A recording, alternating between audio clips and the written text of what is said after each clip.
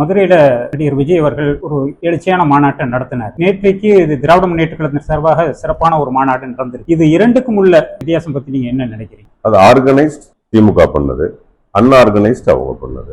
ஏன் ரொம்ப தைரியமா நம்ம சொல்றோம்னா, இப்ப ரெண்டுமே நடந்து முடிந்த மாநாடுங்கிறது. ஆர்கனைஸ்டுங்கிறது இந்த யங்ஸ்டர் ஆல்ரெடி ஆர்கனைஸ்ட். நம்ம திராவிட முன்னேற்ற கழகத்தில் இருக்கக்கூடிய தொண்டர்கள் தோழர்கள் எல்லாருமே அவங்க இந்த திராவிட முன்னேற்ற கழகத்தினுடைய மாநாட்டுக்கான வரைமுறை தெரியும்.